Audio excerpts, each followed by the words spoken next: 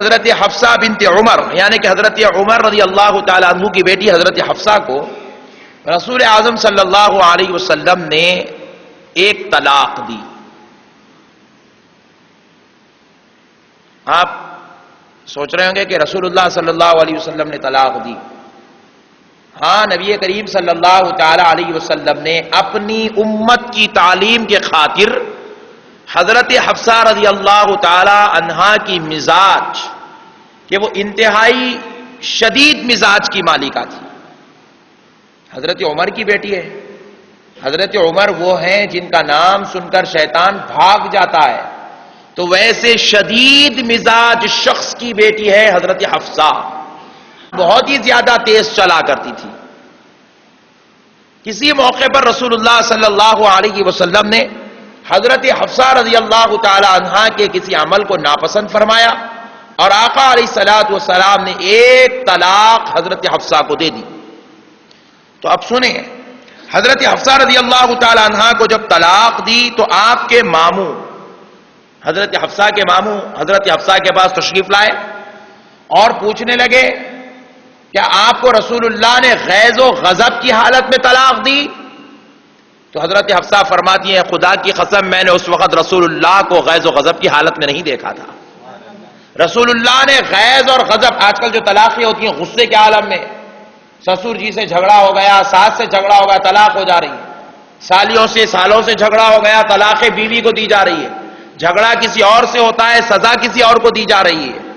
لیکن معزز سامعین اکرام غور کریں، حضرت حفصہ بیان کرتی ہیں خدا کی قسم جب آقا علیہ السلام نے مجھے ایک طلاق کہی اس وقت میں نے رسول اللہ کو دیکھا، وہ غضب کے عالم میں نہیں تھے بلکہ میری حرکتوں کو کچھ آقا علیہ السلام ناپسند فرماتے تھے، جس کی وجہ سے آپ نے میری طبیعت اور مزاج کو دیکھ کر مجھ کو طلاق کہا ہے۔ قربان جائے۔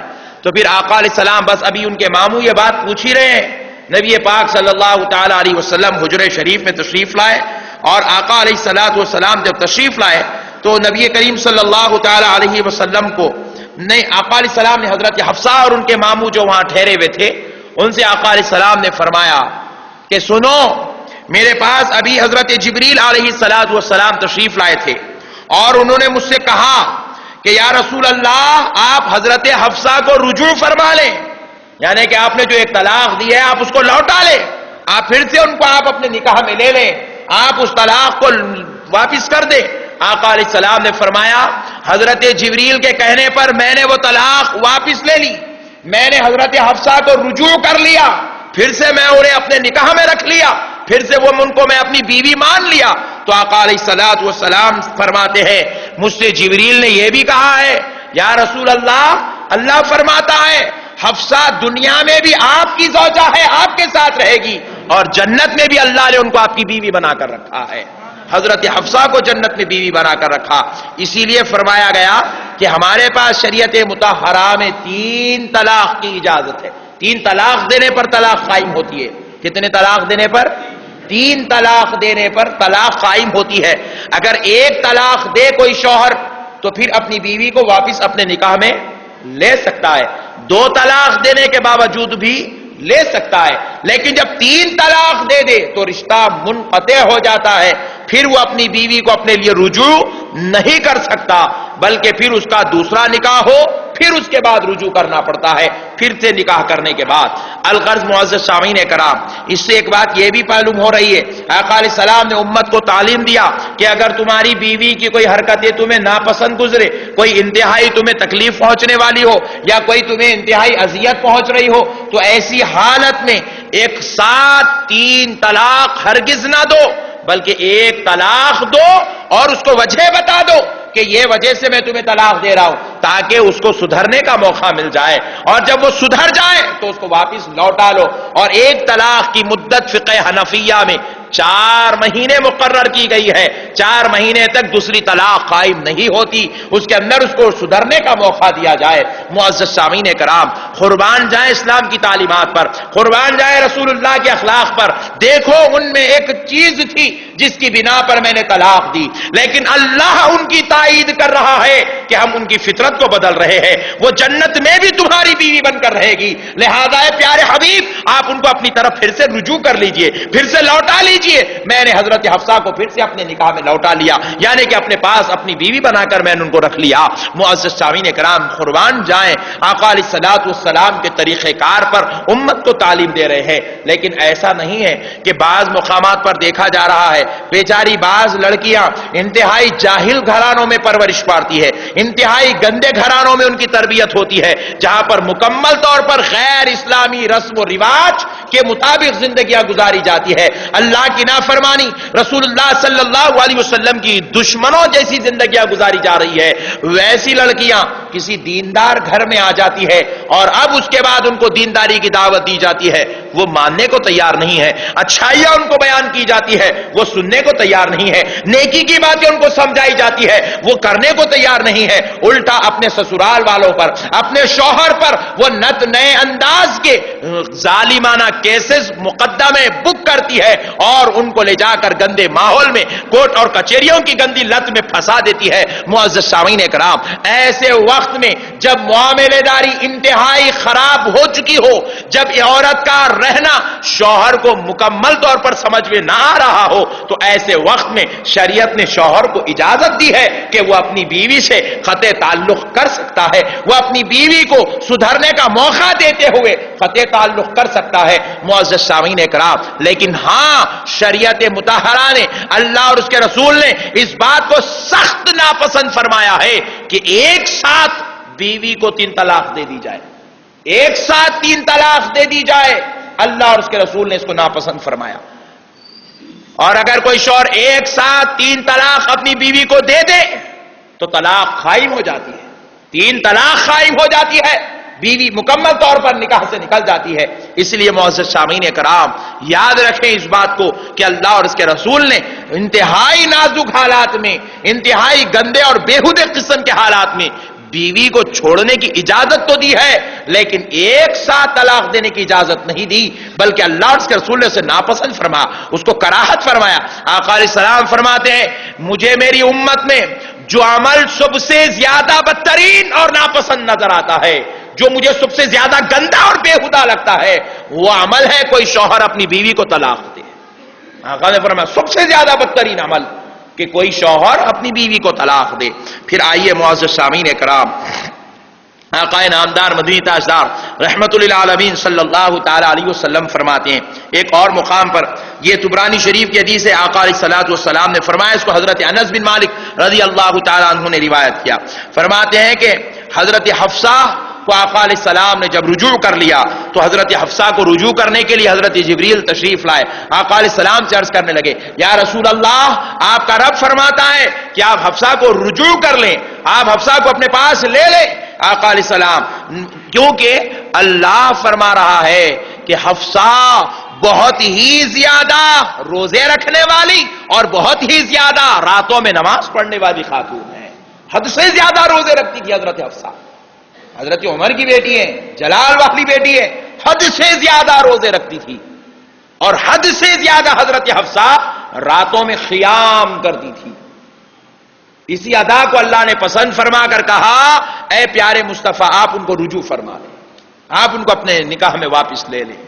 تو الغرض معزز سامعین کرام، یاد رکھیں، پتہ کیا چلا، جو لوگ نیک ہوتے ہیں ان کے ساتھ اگر کچھ معاملہ خراب بھی ہونے والا ہو، اللہ اپنے فضل سے نیکی والے عمل کو دیکھ کر وہ معاملات کو ٹال دیتا ہے، وہ بلاؤں کو رد کر دیتا ہے۔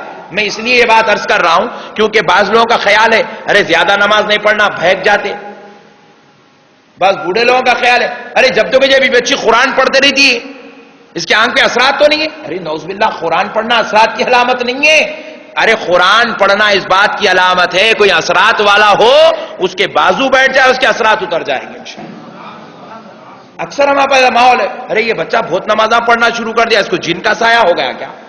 ارے نعوذ باللہ، زیادہ نماز پڑھنا تو اللہ کے محبوبوں کی علامت ہے، اللہ کے پیاروں کی علامت ہے، اور اللہ فرما رہا ہے حبیب آپ ان کو رجوع کر لیں، کیونکہ ہم نے ان کو کثرت سے روزے رکھتے ہوئے دیکھا ہے، وہ کثرت سے ہمارے لیے قیام کرتی ہے، تو جو بندی ہمارے لیے کثرت سے روزے رکھے اور راتوں میں کھڑے ہو کر نماز پڑھے، وہ آپ کے نکاح سے نکل جائے ہمیں گوارا نہیں ہے۔ پیارے حبیب آپ ان کو اپنے نکاح میں لے لیجیے۔ تو پتا کیا چلا، نیکی کے بدلے میں اللہ نے ان کے ساتھ خیر کا معاملہ کیا۔ بولتے ہیں اکثر حادثات سے لوگ بچ جاتے ہیں، تو اس کی دو وجہ فرمائی گئی، روایات میں آیا ہے حادثات سے بچ جانا، بلاؤں سے بچ جانا، جو ہے کسی کے عذاب سے بچ جانا، اس کے لیے بزرگوں نے فرمایا دو وجہ سے اللہ کا عذاب آتا ہے، لیکن بندے کو پکڑتا نہیں، بندے کو چھوڑ دیتا ہے، وہ گھیرے میں وہ بندہ نہیں آتا ہے۔ پوچھے کون سے دو وجہ؟ فرمایا ایک بزرگوں کی دعاؤں کی وجہ سے، دادا دادی کی دعا، نانا نانی کی دعا، ماں باپ کی دعا، بڑے بھائیوں بہنوں کی دعائیں، محلے کے بزرگوں کی دعائیں، مسجد کے مصلیوں کی دعائیں، پیر و مرشد کی دعائیں، علماء کی دعائیں، اللہ والوں کی دعائیں، بزرگوں کی دعاؤں کی وجہ سے عذاب آ جائے، سارے لوگوں کو اپنے عذاب میں لپیٹ لے، لیکن اس شخص کو اللہ کا عذاب اپنی لپیٹ میں نہیں لیتا جس کے پیچھے بزرگوں کی دعائیں ہوتی ہیں۔ اور دوسرا وہ شخص جو اللہ کے عذاب سے بچ جاتا ہے جو کثرت سے عبادت کرنے والا ہوتا ہے، اعمال صالحہ کرنے والا، نیکی کا کام کرنے والا، پرہیزگاری کا کام کرنے والا، خیر کا کام کرنے والا، بھلائی کا کام کرنے والا، یتیموں، یسیروں، بے کسوں، بے سہارا لوگوں کے ساتھ مددگار بن جانے والا، ایسے لوگوں کو اللہ تعالیٰ کا عذاب اپنی لپیٹ میں نہیں لیتا، اللہ اس کو بچا لیتا ہے خیر کے بدلے میں، نیکی کے بدلے میں۔ یہ تھی حضرت حفصہ بنت عمر، حضرت حفصہ جو حضرت عمر کی بیٹی ہیں ان کے تعلق سے تھا۔ اب آئیے ہم ذرا حضرت ام المؤمنین ام سلمہ رضی اللہ تعالی عنہا کے تعلق سے گفتگو کرتے ہیں۔ یہ حضرت ام سلمہ رضی اللہ تعالی عنہا، یاد رکھیں دو ہیں، ایک ہے حضرت ام سلمہ اور ایک ہے ام سلمہ۔ سلمہ جو ہے وہ صحابیہ ہے، سلمہ جو ہے وہ رسول اللہ کی زوجہ ہے۔ اکثر لوگ ان کو بھی حضرت ام سلمہ ام سلمہ ام سلمہ بولتے ہیں، لیکن یہ حضرت ام سلمہ رضی اللہ تعالی عنہ۔ یہ حضرت ام سلمہ رضی اللہ تعالی عنہ بیان کرتی ہیں کہ ان سے نکاح کے بعد جب ان سے رسول اللہ صلی اللہ علیہ وسلم نے نکاح فرمایا تو آقا علیہ السلام ان سے نکاح ہونے کے بعد 3 دن مسلسل آقا علیہ السلام ان کے پاس رہے، اور جب آقا علیہ السلام 3 دن کے بعد جب ان سے رخصت ہو رہے تھے، کیونکہ دوسری ازواج مطہرات کے پاس بھی جانا تھا، سب کی باریاں مقرر تھی، سب کے دن اور حقوق مقرر تھے، آقا علیہ السلام ان کے پاس جانا چاہتے تھے، تو آقا علیہ السلام نے فرمایا 3 دن کے بعد جب حضور ان سے جدا ہو رہے تھے، دوسری ازواج مطہرات کے پاس جانا چاہتے تھے، تو ان سے فرمایا کہ تمہارے شوہر کے دل میں تمہاری محبت کم نہیں ہوئی۔ اتنا پیارا آقا علیہ السلام ان سے فرماتے تھے کہ تمہارے شوہر کے دل میں تمہاری محبت کم نہیں ہوئی، لیکن ہم تم سے اس لیے دور جا رہے ہیں کیونکہ دوسری بیویوں کا حق ادا کرنا ہے، دوسری بیویوں کے حقوق ادا کرنا ہے۔ میں چاہتا تو تمہارے پاس اور کچھ دن یا 1 ہفتہ رہ جاتا، آپ مجھے اتنی پسند ہو کہ میں چاہوں تو 1 ہفتہ اور رہ جاؤں، لیکن اگر تمہارے پاس 1 ہفتہ رہوں گا تو پھر ہر بیوی کو 1 ہفتہ دینا پڑے گا، ہر بیوی کا حق ادا کرنا پڑے گا۔ اس لیے معزز سامعین کرام، آقا علیہ السلام فرماتے ہیں کہ آپ مجھے پسند ہیں کہ میں آپ کے پاس زیادہ رہنا پسند کرتا ہوں۔ حضرت ام سلمہ رضی اللہ تعالی عنہ۔ اب پھر اس کے بعد دیکھیں اور ایک زوجہ ہے رسول اللہ صلی اللہ علیہ وسلم کی، جن کا نام حضرت ام حبیبہ رضی اللہ تعالی عنہ۔ یہ ام حبیبہ کون؟ حضرت سفیان رضی اللہ تعالی عنہ کی بیٹی ہیں۔ حضرت سفیان پہلے منافقین کے سردار تھے، بلکہ کفار کے سردار تھے۔ حضرت سفیان جب کفار میں تھے تو کفار کے صدر مانے جاتے تھے، سردار مانے جاتے تھے، بلکہ صلح حدیبیہ کے وقت میں کفار نے جب رسول اللہ سے بات کرنا چاہی تو کفار نے اپنی طرف سے نمائندہ بنا کر حضرت سفیان کو آگے بڑھایا تھا۔ حضرت سفیان کفار کی طرف سے رسول اللہ سے بات کرنے کے لیے آئے تھے، اور آقا علیہ السلام ادھر مسلمانوں کی طرف سے بات کر رہے تھے، تو الغرض کفار کی نظر میں حضرت سفیان کا ایک بہت بڑا مقام تھا۔ لیکن حضرت سفیان کو ایمان کی توفیق بعد میں ہوئی. آپ کی بیٹی حضرت ام حبیبہ کو توفیق اسلام کی پہلے نصیب ہو گئی. حضرت ام حبیبہ کو نہ صرف توفیق ایمان کی نصیب ہوئی بلکہ آقا علیہ السلام نے ان کو اپنی نکاح کے لیے قبول فرما لیا. آقا علیہ السلام کے نکاح میں حضرت ام حبیبہ رضی اللہ تعالیٰ عنہ تشریف لائی. تو ایک بار کی بات ہے، صلح حدیبیہ کے جو معاہدہ ہوا تھا، چاہتے تھے حضرت سفیان کہ اس میں کچھ اور وقت اضافہ کر لیا جائے. رسول اللہ کے پاس تشریف لائیں کہ صلح حدیبیہ میں جو معاہدہ ہوا اس میں اور کچھ اضافہ ہو جائے. آقا علیہ السلام نے کہا ہرگز اس کے وقت میں اضافہ نہیں ہوگا. ہم مکے پر قابض ہونا چاہتے ہیں، مکہ ہم اپنے کنٹرول میں لیں گے. حضرت سفیان نے جیسے ہی رسول اللہ کے کلمات سنے غضب آ گیا. حضرت سفیان وہاں سے ابھی ایمان نہیں لائے، نکل کے اٹھے اور اٹھ کر حضور کی بات ان کو سمجھ میں نہ آئی، جانے لگے. خیال آیا جب یہاں تک آ ہی گیا ہوں، میری بیٹی ان کے نکاح میں ان کے گھر میں ہے، جاتے جاتے ذرا اپنی بیٹی سے ملاقات کرتا چلا جاؤ. حضرت سفیان اپنی بیٹی حضرت ام حبیبہ سے ملنے کے لیے تشریف لے گئے. لے جا کر جاتے ہیں، دستک دیتے ہیں. ام حبیبہ پوچھتی ہے کون؟ تو کہتے ہیں بیٹی میں تمہارا باپ سفیان آیا ہوں. حضرت ام حبیبہ دروازہ کھولتی ہے، اندر تشریف لے جاتے ہیں اور جیسے ہی نظر پڑتی ہے بستر پر تو حضرت سفیان چاہتے تھے کہ یہ رسول اللہ کا بستر ہے، وہ مسلمانوں کے سردار ہے اور میں کفار کا سردار ہوں، میں اس بستر پر بیٹھ جاؤں سردار ہونے کے ناطے. جیسے ہی حضرت سفیان کی نظر بستر پر پڑتی ہے حضرت ام حبیبہ جھٹ سے جا کر بستر کھینچ دیتی ہے اور لپٹ کر رکھ دیتی ہے. حضرت سفیان پوچھتی ہے بیٹی کیا بات ہے؟ میں اس پر بیٹھنا ہی چاہتا تھا کہ تم نے بستر کھینچ دیا. تو حضرت ام حبیبہ فرماتی ہے قسم رب ذوالجلال کی، آپ نجس ہو، آپ کافر ہو، یہ امام الانبیاء کے بستر پر نہیں بیٹھ سکتے. میں آپ کی بیٹی ہوں، آپ کا استقبال کرتی ہوں، لیکن میرے آقا کی بے ادبی ہو جائے میں یہ گوارا نہیں کر سکتی. اس قدر اپنے آقا سے محبت فرماتی تھی، اس قدر رسول اللہ صلی اللہ تعالی علیہ وسلم کے ادب، احترام اور آپ کے مقام کا لحاظ رکھتی تھی. باپ گھر میں آ گیا تھوڑی دیر کے لیے، بستر پر بیٹی بٹھا لے تو کیا رسول اللہ کہتے تھے کہ تم نے اپنے باپ کو میرے بستر پر کیوں بٹھایا؟ ذرا سوچے بھائی، کہتے تھے ارے یہ تو وہ نبی ہے کہ اپنے بستروں پر کافروں کو سلا دیے، یہود اور نصارہ کو سلا دیے. ایک اپنی بیوی کا کافر باپ آیا تو رسول اللہ اگر بٹھا دے، اگر حضرت ام حبیبہ بٹھا دے اور رسول اللہ کیا اعتراض کرتے؟ نہیں کرتے. لیکن ام حبیبہ یہ درس دے رہی ہے کہ جب تمہارا شوہر تمہارے گھر میں نہ ہو تو شوہر کے ہر مال کی حفاظت کرنا بیوی کا حق ہے. بیوی کا حق ہے شوہر کے ہر مال کی حفاظت کرنا.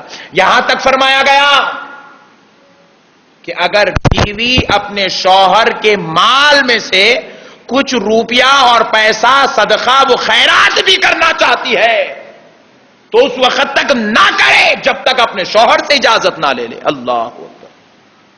شوہر کا مال ہے، بیوی کے اختیار میں ہے، بیوی کے پاس رکھا گیا، لیکن بیوی اجازت لے کر صدقہ اور خیرات کرنا چاہتی ہے تو اس وقت تک صدقہ اور خیرات نہیں کر سکتی جب تک اجازت نہ لے لے.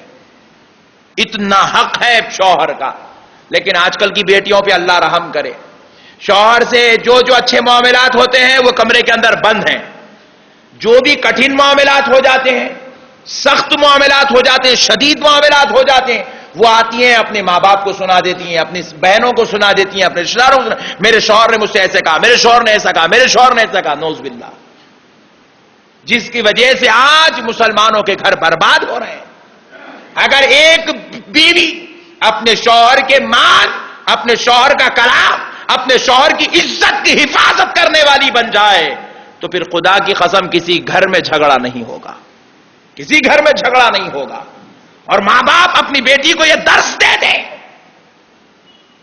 جیسے حضرت ام حبیبہ نے دنیا کو درس دیا کہ تم اپنے باپ کے گھر سے ودا ہو کر آ گئی ہو، شوہر کے گھر میں ہو تو شوہر کا گھر ہی تمہارا اصل گھر ہے. کیا باپ کے گھر میں کبھی بستر کھینچی تھی؟ ہوگی نہیں کھینچی تھی. شوہر کے گھر میں بستر کھینچ رہی ہے، کھینچ کر بتا رہی ہے کہ ماں باپ کے حقوق سے زیادہ ایک بیوی پر شوہر کا حق بنتا ہے.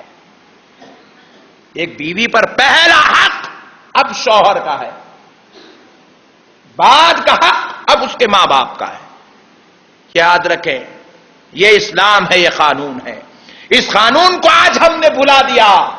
آج ہماری بیٹیوں کو خود جا کر مائیں بازو بیٹھ کے پوچھتی ہیں، کیا بیٹی کہیں تمہارے شوہر ستارے تو نہیں نا؟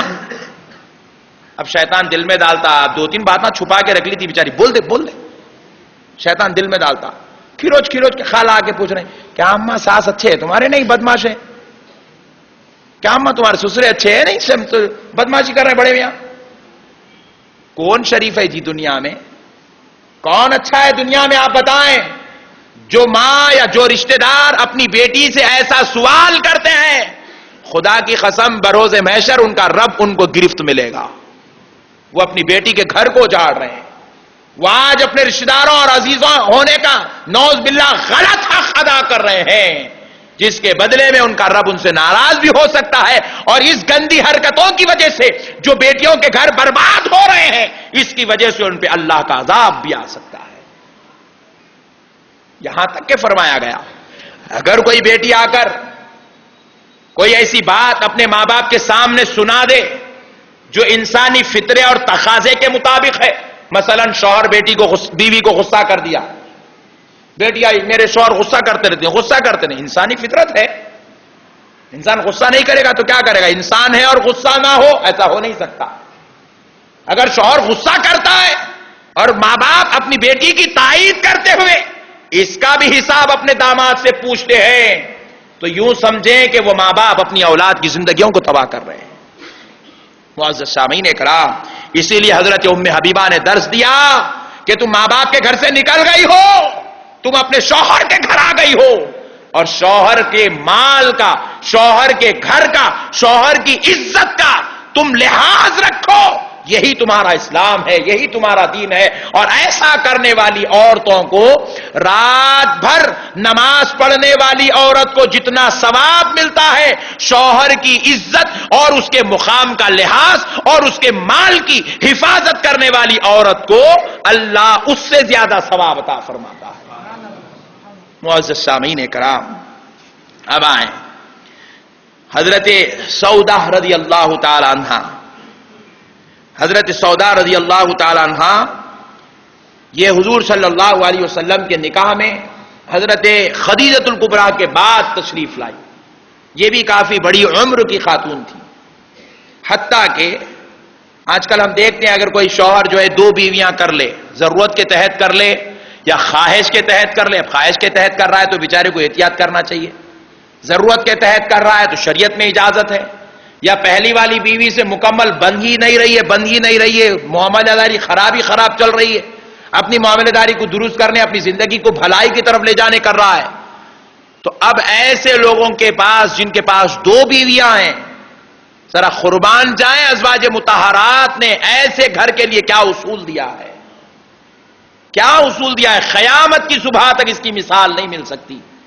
معزز سامعین کرام، حضرت سودہ رضی اللہ تعالی عنہ کے تعلق سے جو رسول اللہ کے نکاح میں حضرت خدیجۃ الکبریٰ کے بعد جو سب سے پہلے تشریف لائی نکاح میں حضرت سودہ ہے، ان کے تعلق سے حضرت عائشہ بیان کرتی ہیں، فرماتی ہیں کہ مجھے ازواج مطہرات میں سب سے زیادہ حضرت سودہ رضی اللہ تعالی عنہ عزیز تھی، سب سے زیادہ عزیز تھی، میں انہیں بے انتہا محبت کرتی تھی، میں ان کو بے حد چاہتی تھی، اور میری یہ تمنا تھی کہ میں سودا کے پیٹ سے اگر پیدا ہوتی تو بہت اچھا تھا۔ اللہ، یعنی کہ ان کے اخلاق سے میں اتنی متاثر تھی، میں یہ خواہش کرتی تھی، حضرت عائشہ فرما رہی ہے کہ میں حضرت سودا کے پیٹ سے پیدا ہوتی تو میرے لیے فخر کی بات تھی۔ ایسے فرماتے ہوئے کہتی ہے کہ وہ بوڑھی ہو گئی تھی، لیکن کتنی بھی بوڑھی ہو جائے، ہر ایک کی خواہش، ہر جوان، ہر بوڑھا، ہر بچہ، ہر ایک کی خواہش یہ تھی کہ رسول اللہ صلی اللہ علیہ وسلم ہم کو سب سے زیادہ چاہے، ہم کو سب سے زیادہ چاہے، حضور کے دل میں ہمارا مقام سب سے پہلا ہو، حضور کے نزدیک ہماری عظمت سب سے پہلا ہو۔ تو لازمی بات ہے حضرت سودہ کا بھی یہی خیال تھا، تو حضرت سودہ نے فرمایا، عرض کیا، یا رسول اللہ میں بوڑھی ہو گئی ہوں، آقا میرے پاس جو آپ ایک دن یا 2 دن کی باری فرماتے ہیں؟ آقا میں چاہتی ہوں کہ میری باری میں کا کچھ حصہ، میری باری کے جو دن ہیں وہ دن، وہ باری آپ حضرت عائشہ کو عنایت فرما دیجیے۔ حضرت سودا قربانی دے رہی ہے حضرت عائشہ کی خاطر، کیونکہ حضرت عائشہ، اس کی 2 وجہ بیان کی گئی۔ ایک تو یہ حضرت سودا دیکھتی تھی کہ رسول اللہ ازواج مطہرات میں سب سے زیادہ حضرت عائشہ کو پسند فرماتے ہیں، حضرت عائشہ کو محبت فرماتے ہیں، تو حضرت سودا نے چاہا اگر میری باری میں عائشہ کو دے دوں تو میرے آقا حضرت عائشہ کو محبت کرتے ہیں، میرے آقا اس ادا سے مجھ سے بھی خوش ہو جائیں گے کہ میں نے اپنی باری ان کو دے دی ہے۔ میں اپنے آقا کو خوش کرنے کی خاطر حضرت عائشہ کو اپنی باری دے دی۔ پھر دوسری وجہ علماء فرماتے ہیں حضرت سودا چاہتی تھی کہ میرے آقا علیہ السلام کی امت میں جتنے لوگ 2 بیویاں 3 بیویاں رکھنے والے ہوں گے، ان کی بیویوں کے درمیان ایک دوسرے کی محبت کا جذبہ پیدا ہو جائے اور ایک دوسرے کی خوشی کی خاطر وہ قربانی دینے کا جذبہ رکھنے والی بن جائے، اس لیے میں قربانی دے رہی ہوں تاکہ امت کے لیے سبق بن جائے کہ سوکنے آپس میں آج تک ہم نے کبھی نہیں سنا 2 سوکنے مل کے رہتی ہیں بیچاریاں، 2 سوکنے ایک جگہ رہتی ہیں، ایک ساتھ رہتی ہیں، ایک جگہ مل کے رہتی ہیں، ایک دوسرے کا خیال رکھتی ہے، لحاظ رکھتی ہے۔ ہم نے تو ایسا نہیں سنا، نعوذ باللہ۔ ایسا تو سننا تو بہت دور کی بات ہے، ایسا بھی ہم نے نہیں سنا کہ بڑی سوکن کے بچوں کو جو ہے یہ اچھا خیال رکھتی ہے، نہلاتی ہے، دھلاتی ہے، کام کاج کرتی ہے، ایسا بھی ہم نے بہت کم سنا ہے۔ جبکہ معزز سامعین اکرام، ہماری اسلامی تعلیمات کچھ اور ہے، ہمارے اخلاق کچھ اور ہے، ہمارا کردار کچھ اور ہے، ہمارے اصول کچھ اور ہے، اور ہماری زندگیاں کچھ اور راستے پر چل رہی ہیں۔ ہمارا مذہب، ہماری تعلیمات، ہماری شریعت، ہمارا اسلام ہم کو یہ تعلیم دے رہا ہے کہ تم ہر ایک کے ساتھ حسن سلوک کر کے گزر جاؤ، اور خیر اس بات کی تعلیم دیتے ہیں کہ تم سیلفش، خود غرض بن جاؤ، اپنے حق کے لیے لڑنے مرنے والے بن جاؤ۔ ہم نے غیروں کی تعلیم کو اپنا لیا، ہم نے یہود اور نصارہ کے طریقے کو اپنا لیا، اور ہم نے اسلام اور اللہ اور اس کے رسول کے بتائے ہوئے طریقے کو چھوڑ دیا، جس کی وجہ سے آج زندگیاں تہس نہس برباد ہوتی چلی جا رہی ہیں۔ معزز سامعین اکرام، پھر اس کے بعد دیکھیں حضرت زینب بنت جحش رضی اللہ تعالی عنہا، یہ نبی کریم رحمت للعالمین صلی اللہ علیہ وسلم کی وہ پیاری زوجہ ہیں جن کے تعلق سے حضرت زینب بنت جحش رضی اللہ تعالی عنہ، جن کے تعلق سے رسول اللہ صلی اللہ علیہ وسلم فرماتے ہیں کہ میں اس دنیا سے پردہ فرما لوں تو میرے پردہ کرنے کے بعد تم میں سب سے پہلے مجھ سے وہ خاتون ملاقات کرے گی، وہ بیوی ملاقات کرے گی جس کے ہاتھ سب سے لمبے ہیں۔ آقا علیہ السلام نے فرمایا، تو مطلب کیا؟ حضور بتا رہے ہیں کہ میرے بعد اس بیوی کا سب سے پہلے انتقال ہوگا، سب سے پہلے انتقال ہوگا نہیں، سب سے پہلے ملاقات ہوگی۔ مطلب کیا؟ انتقال کے بعد ملاقات بھی ہوتی ہے، انتقال کے بعد ملاقات بھی ہوتی ہے۔ آقا علیہ السلام فرما رہے ہیں کہ سب سے پہلے میں ان سے ملاقات کروں گا جن کے ہاتھ لامبے ہیں۔ تو اب یہ موت کی بات ہوئی نہیں؟ تو ڈرنا چاہیے تھا نہیں؟ ایک انہوں اپنے کمرے میں چل جانا تھا، انہوں اپنے کمرے میں چل جانا تھا، انہوں اپنے کمرے میں، ایسا نہیں ہوا۔ موت کی بات سن کے ازواج مطہرات ڈرے نہیں، فخر کرنے لگے کہ ہم میں سب سے پہلے حضور سے کون ملاقات کرے گا۔ یہ فخر کرتے ہوئے سارے ازواج مطہرات ایک دوسرے کے ہاتھ ناپنے لگے، کونیوں سے ہاتھ ناپنے لگے، کس کا ہاتھ لمبا ہے، کس کا ہاتھ لمبا ہے، کس کا ہاتھ لمبا ہے۔ حضور صلی اللہ علیہ وسلم دیکھے یہ میرے کیسے دیوانے ہیں، مجھ سے کتنی محبت کرتے ہیں کہ یہ مر کے بھی اگر مجھ سے ملاقات کرنا ہو تو مر کے ملنے کے لیے بھی تیار ہے۔ اور پیارے بزرگ اور دوستو، پھر اس کے بعد آقا علیہ الصلوۃ والسلام نے مسکرا کر ان کی اداؤں کو دیکھے کہ وہ آپس میں ہاتھ ناپ رہے ہیں۔ آقا علیہ السلام نے مسکرا کر فرمایا، پہلے ملنے سے مراد لامبے ہاتھ والی ہوں گی، لامبے ہاتھ والی سے مراد لامبے ہاتھ نہیں، لامبے ہاتھ والی سے مراد وہ خاتون ہیں جو سب سے زیادہ صدقہ اور خیرات کیا کرتی ہے، سب سے زیادہ، جس کے ہاتھ بات کرے گی غریبوں کی محبت میں نکل جاتے ہیں. آقا علیہ السلام نے فرمایا. تو فرماتے ہیں حضور کے پردہ فرمانے کے بعد جس خاتون کا، جس زوجہ کا انتقال سب سے پہلے ہوا وہ حضرت زینب بنت جحش تھی. آقا نے فرما دیا تھا کہ یہ پردہ پہلے فرمائیں گی کیونکہ یہ سب سے زیادہ ہم میں صدقہ اور خیرات کرنے والی خاتون تھی. معزز سامعین کرام، اب آئیں حضرت میمونہ بنت حارث رضی اللہ تعالی عنہ. یہ نبی کریم صلی اللہ تعالی علیہ وسلم کی وہ زوجہ ہیں جن کو آقا علیہ السلام نے ایک نصیحت فرمائی تھی کہ تم آپس میں تمام عورتوں کو اپنی بہن سمجھو. آقا نے فرمایا تم ہر ایک کو اپنی بہن سمجھو، یعنی کہ کسی کو تم اپنے آپ پر فخر ایسے مرو، ایسی مت سوچو کہ تم یہ ہو تم وہ ہو، تم ان کی بیٹی ہو، تم غریب کی بیٹی ہو، تم امیر کی بیٹی ہو، تم کالی ہو، تم ایسی ہو ویسی ہو، تم ایسے خیال نہ کرو. اکثر ہوتا ہے نا گھروں میں 4 بہویں اگر ایک جگہ آ جائے، ایک بہو ذرا تن کے بیٹھتی ہے. کیا بات ہے بھائی تن کے بیٹھی ہوئی؟ بولے میرا شوہر باہر ہے.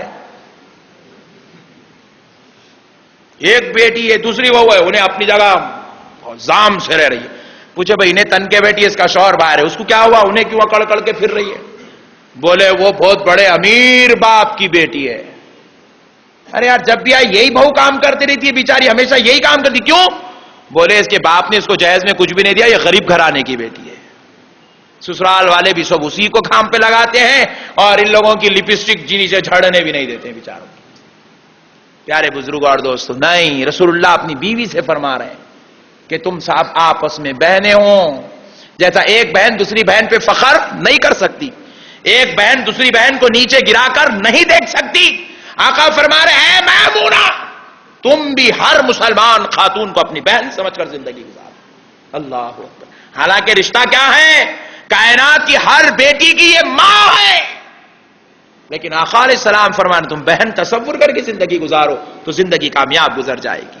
کسی جیٹھانی کو کسی دیورانی پر فوقیت اور فضیلت نہیں، کسی دیورانی کو کسی جیٹھانی پر یا کسی جیٹھانی کو کسی دیورانی پر، کسی ننن کو بھاوچ پر یا بھاوچ پر ننن کو اللہ نے فوقیت نہیں دی ہے، کبھی فوقیت نہیں ہے. آئیے معزز سامعین کرام ایک اور بات سن لیں. یہ جو حضرت اور ایک زوجہ رسول اللہ صلی اللہ علیہ وسلم کی، ان کا نام حضرت جویریہ ہے. یہ حضرت جویریہ رضی اللہ تعالی عنہ آقا علیہ الصلوۃ والسلام کے نکاح میں جب تشریف لائی تو ان کا نام تھا برہ.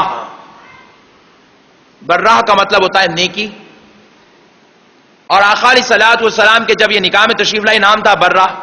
برہ آئی برہ گئی، مطلب نیکی آئی نیکی گئی. آقا علیہ السلام نے کہا میری بیوی ہو، نیکی آ تو سکتی ہے جا تو نہیں سکتی. آقا علیہ السلام نے کہا آج سے کوئی تمہیں برہ پکارے مجھے پسند نہیں ہے، لہذا میں چاہتا ہوں کہ تمہارا نام جویریہ رکھ دیتے ہیں.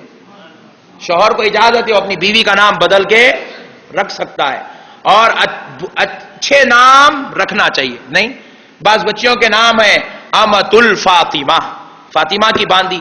شوہر بولا کہاں لمبا نام پکار لیتے امت الفاطمہ، امت نہیں نہیں، نام رکھتے ہیں. کیا سونیا؟ کیا ہو رہا ہے؟ اتنا مقدس نام نکال دیا سونیا. کوئی طریقہ ہے بھائی؟ برے نام ہو تو ان کو نکالو، اچھے نام رکھو. اچھے نام نکال کر نعوذ باللہ برے نام رکھنے کی ٹیکنیک چل رہی ہے. ایک بچی کا نام تھا امت الرب، اس کے شوہر نے امت الرب نام نکال دیا اور نام لکھا دیا رخ کے اندر لبنا. بولے لبنا بڑا پیارا نام ہے.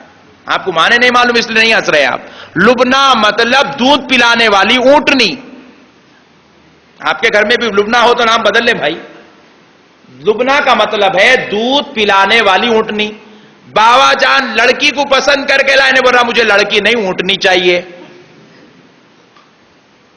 اچھا نام تھا لڑکیوں کا. امہات المومنین کے ناموں میں سے ہیں ازواج مطہرات، اور یا رسول اللہ کی بیٹیوں کے ناموں سے نکال دیے، نکال کے شاہین جانوروں کے نام رکھ رہے ہیں. شاہین پرندے کا نام ہے. ایسے نام رکھے جا رہے ہیں. تو پیارے بزرگ اور دوستو ہم ایسی کوئی حرکت نہ کریں جس سے اللہ اور اس کے رسول کو ناپسند گزرتا ہو. تو الغرض بیٹی کا نام ماں باپ کے گھر میں ایک تھا، شوہر اگر بدل کے اچھا نام رکھنا چاہ رہا ہے تو اجازت ہے، بلکہ رسول اللہ صلی اللہ علیہ وسلم نے اس کو پسند بھی فرمایا ہے۔ بس ایک آخری حدیث حضرت صفیہ بنت حیی رضی اللہ تعالی عنہا کے تعلق سے عرض کر دیتا ہوں، سن لیں، یہ بڑی جامع حدیث اور یہ انقلاب لانے والی حدیث آپ کی خدمت میں عرض کر رہا ہوں، سماعت کریں۔ حضرت انس رضی اللہ تعالی عنہا سے روایت ہے کہ حضرت صفیہ رضی اللہ تعالی عنہا کو پتا چلا کہ حضرت حفصہ، جن کے بارے میں نے آج گفتگو شروع کی، کہا کہ حضرت عمر کی بیٹی ہے، تھوڑا بعض مرتبہ زبان ذرا زیادہ چلایا کرتی تھی۔ حضرت صفیہ کو پتا چلا کہ حضرت حفصہ نے ان کے بارے میں کہا کہ وہ یہودی کی بیٹی ہے، یہودی کی بیٹی ہے۔ تو حضرت صفیہ کو جیسے ہی پتا چلا آپ رونے لگ گئی کہ میرے بارے میں یوں کہا گیا کہ میں یہودی کی بیٹی ہوں۔ آقا علیہ السلام تشریف لائے، نبی پاک رحمت اللہ عالمین صلی اللہ علیہ وسلم پوچھنے لگے، اے صفیہ کیوں رو رہی ہو؟ حضرت صفیہ عرض کرنے لگی، یا رسول اللہ مجھے پتا چلا ہے کہ حضرت حفصہ نے کہا ہے کہ میں یہودی کی بیٹی ہوں، تو مجھے تکلیف ہو رہی ہے، اس لیے میں رو رہی ہوں۔ آقا علیہ السلام کو تکلیف ہوئی، حضور نبی کریم صلی اللہ علیہ وسلم کو برداشت نہ ہوا کہ کوئی میری بیوی کو ایسا کہے۔ آقا علیہ السلام نے حضرت صفیہ کو اپنے قریب لیا، قریب لے کر فرمایا، حفصہ کیا جانتی ہے تمہارے بارے میں کہ تم ایک نبی کی بیٹی ہو؟ اللہ اکبر، ایک نبی کی بیٹی ہو، ایک نبی کی بھتیجی ہو، اور حد تو یہ ہے کہ آخر الزمان محمد رسول اللہ کی بیوی ہو۔ آقا علیہ السلام نے ایسے تسلی دی، حالانکہ حضور سے پہلے کوئی نبی تھے کیا؟ غور کیجئے آپ، کوئی نبی تھے نہیں، نہ نبی کی بھتیجی ہے ظاہری طور پر، نہ نبی کی بیٹی ہے، لیکن آقا علیہ السلام کو یہ گوارا نہ ہوا کہ کوئی میری بیوی کو ایسی بات کہہ دے جس سے اس کا دل ٹوٹتا ہو۔ ذرا سوچئے معزز سامعین کرام، کہنے والی کوئی یہودی یا کسی اور کی زبان سے کلام نہیں آ رہا ہے، وہ کلام حضرت حفصہ رسول اللہ کی بیوی کی زبان سے ظاہر ہو رہا ہے۔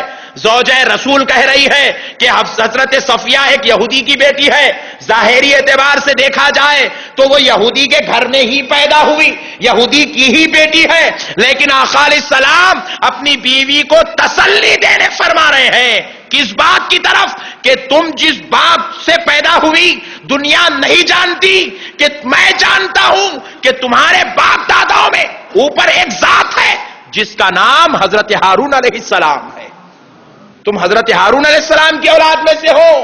اللہ اکبر، ہم کس کے بیٹے، ہم کو معلوم دادا کون ہے، پردادا کون ہے، سکر دادا کا کوئی پتا بھائی؟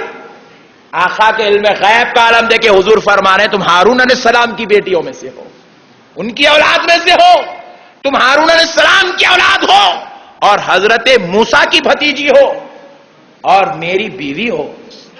جو فخر اللہ نے تم کو عطا کیا ہے وہ ان کو بھی عطا نہیں ہے۔ آقا نے یوں فرمایا، بیوی اگر بیوی کی کوئی ایک بات ایسی کہہ دے جو دل کو تکلیف پہنچتی ہے تو رسول اللہ کو گوارا نہیں ہے۔ تو پھر میارے بھائی ذرا غور کیجئے، ہم اگر گناہگار، بدکار، خطاکار، سیاکار ہو کر نبی کے بارے میں یا آل نبی کے بارے میں یا اصحاب نبی کے بارے میں یا اولیاء اللہ کے بارے میں کوئی گندی گفتگو کر دیں تو کیا اللہ کو گوارا ہوگا؟ کیا رسول اللہ کو گوارا ہوگا؟ ارے ہمارے ہر عمل کا دار و مدار تو اللہ اور اس کے رسول کی ذات، اللہ اور اس کے رسول کی رضا ہے۔ اللہ اور اس کا رسول بتا رہا ہے کہ اگر کوئی زوجہ کسی زوجہ کے بارے میں بھی کوئی ایسا جملہ کہہ دے جو دل کو تکلیف پہنچاتا ہو، اللہ کے رسول کو یہ چیز پسند نہیں ہے، اللہ کو یہ چیز پسند نہیں ہے، تو پھر ایک بیٹا بیٹا ہو کر اپنے ماں باپ کی گستاخی کرے، یہ اللہ رسول کو کہاں پسند ہوگا؟ ایک بیٹا بیٹا ہو کر اپنے دادا، اپنے نانا، اپنے نانی کے ساتھ گستاخی اور بے ادبی کرے یا رشتہ داروں سے رشتہ توڑ لے، یہ اللہ کو کہاں پسند ہوگا؟ یہ رسول اللہ کو کیسے پسند ہوگا؟ پھر مجھے اور کہنے دیجئے، کوئی ایک عام انسان ہو کر علماء کی شان میں گستاخی کرے، بزرگوں کی شان میں بے ادبی کرے، اللہ والوں کی ٹانگیں کھینچنے کی کوشش کرے، آپ بتاؤ کہ اللہ اور اس کے رسول کو یہ چیز گوارا ہو سکتی ہے؟ اس لیے میرے بھائیوں، ہماری زبان پر ہمیں لگام رکھنا چاہیے۔ حضرت ہارون تو سینکڑوں سال پہلے روایات میں حضرت ہارون موسیٰ علیہ السلام اور رسول اللہ کے درمیان میں 4000 سال کا فرق تھا. اتنی اولادوں میں سے حضرت صفیہ 4000 سال کے بعد پیدا ہوئی. تو حضور نے ان کو ان کی باپ کی طرف نسبت نہیں، سینکڑوں ہزاروں سال پہلے پیدا ہونے والے باپ کی طرف نسبت کر کے ان کی عظمت بیان کر رہے ہیں. اجی خامیاں ہو تو چھپانے کا نام سنیت ہے. خامیوں کو چھپانے، درگزر کرنے، خامیوں کو نظر انداز کرنے کا نام غلامی مصطفیٰ ہے. اچھائیوں، خوبیوں چاہے دور دور ہی کیوں نہ ملتی ہو، دور دور سے خوبیوں کو لا کر خرید کر کے بیان کرنے کا نام سنیت ہے. دور دور سے خوبیاں نکال کر لائے اور لا کر کسی کی عظمت بیان کر دے تاکہ ٹوٹا ہوا دل جڑ جائے، دکھی دل کو راحت مل جائے. خدا کی قسم یہ مصطفیٰ کی سب سے بڑی سنت ہے. جو اس سنت پر عمل کرے گا وہ کامیاب ہے. جو ایسی چیزوں کو چھوڑ کر خالی دلیں توڑ لیتے پھرتا ہے، ان کے خلاف بول دیا، ان کے خلاف بول دیا، ان کی گستاخی کر دیا، ان کی گستاخی کر دیا، ان کے ساتھ ویسا، ان کے ساتھ ویسا، بے جا الزام لگاتے پھرا. یاد رکھیں ایسے بدبختوں کو اللہ کی خطرناک گرفت کا سامنا کرنا ہوگا. آج تمہاری زبانیں چل رہی ہے، چلا لو. جس دن اللہ پکڑ لے گا خدا کی قسم اس دن کوئی نہیں روک سکتا. اس لیے معزز سامعین اکرام، زبانوں کو کنٹرول کریں، لگام دیں، ادب کے دائرے میں رہیں، اخلاق کے ساتھ رہیں. علماء کرام، اولیاء اللہ، ماں باپ، بیوی بچوں اور ہر ایک کے ساتھ حسن سلوک کرتے ہوئے زندگی گزارے تو انشاءاللہ زندگی بھی کامیاب ہوگی، آخرت بھی کامیاب ہوگی. اللہ رب العزت سے دعا ہے، پروردگار تجھے تیرے پیارے حبیب، رحمت والے آقا، دونوں جہاں کے داتا، شاہ و مولا کا واسطہ میرے مولا ہمارے گناہوں کو معاف فرما دے، ہماری خطاؤں لغزشوں کو معاف فرما دے. تیرے نبیوں کے چاہنے والے عاشقوں، دیوانوں، غلاموں میں ہم کو شامل فرما لے. اس دعا کو پیارے نبی کے صدقے میں قبول فرما لے. وما علینا الا البلاغ برحمتک یا ارحم الراحمین والحمد للہ رب العالمین.